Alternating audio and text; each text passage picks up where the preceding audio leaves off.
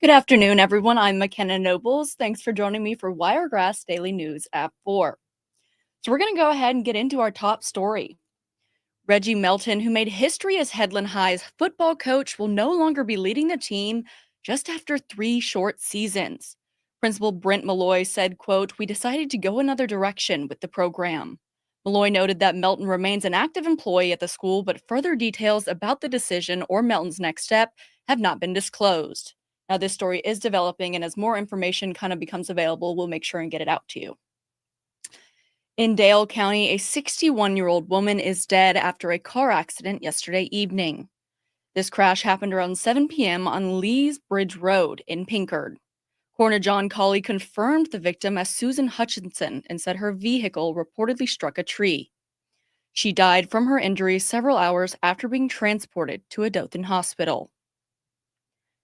In Ashford, a chimney fire broke out at a home on 2886 Fowler Road around 7:45 p.m. last night. Now, the Lovetown Volunteer Fire Department confirmed smoke and flames were visible when they arrived on scene. Luckily, everyone inside evacuated the home and no injuries have been reported. Getting into a little bit of state news now, Senator Tommy Tuberville has reintroduced a bill aimed at barring transgender athletes from participating in women's sports. Now, the legislation has the backing of 23 Republican senators this year alone. This bill could be brought to a vote as early as in the coming weeks. And if passed, the legislation would block federal funding for athletic programs that permit transgender athletes to compete in women's and girls' sports. We're going to get into today's video story now, and it is on a message from the Alabama Department of Public Health, kind of concerning a little bit with the cold weather and those illnesses that you can contract when the weather is this cold. Let's take a look. Right now, temperatures in our area are much lower than normal, increasing the risk for illnesses like hypothermia and frostbite. That's why the Alabama Department of Public Health is urging residents to take precautions while temperatures are this low.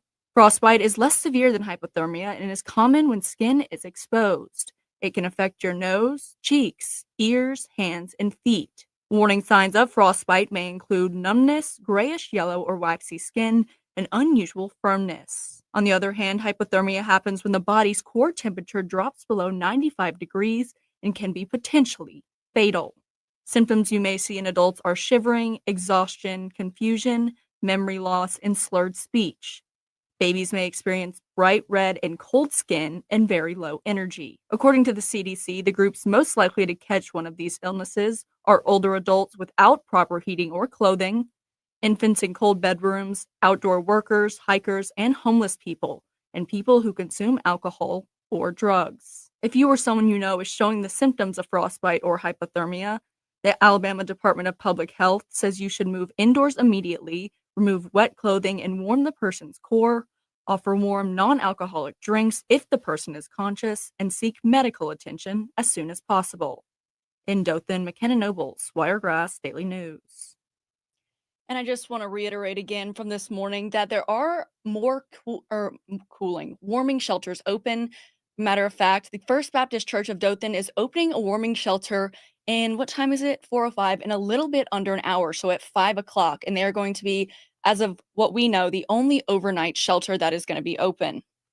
But if you take a look here, the Eastgate Lodge, Andrew Bell Center, Walton Park, Wiregrass Park, Westgate Rec Center, and the Rose Hill Senior Center, those will all be operating during the day during their normal business hours if you need to go inside and warm up and just kind of get away from this cold weather. Now, I have some news that might make a few sports fans happy. Dothan Leisure Services has announced the opening of registration for its spring sports programs, and it runs through January 6th to the 19th. Now, this season's lineup includes youth baseball for kids ages 13 to 14, youth softball for ages 5 to 15, and youth track for ages 7 to 14. Now, this registration fee for each child is $40, and first-time participants must provide a birth certificate and proof of insurance. And again, that's just for first-time participants. Now, discounts are available for children who are enrolled in Medicaid, and non-residents may also register if their city does not offer sports and Dothan is the closest option.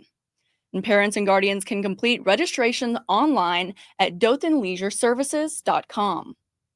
And we're going to bring this graphic up again one more time, and we're going to check out the weather before we close out for the day. So as you can see, it's going to be pretty chilly, even colder tonight than it was yesterday. So as the evening kind of progresses, you can expect partly cloudy skies and very cold conditions as those evening hours kind of make their way into the day.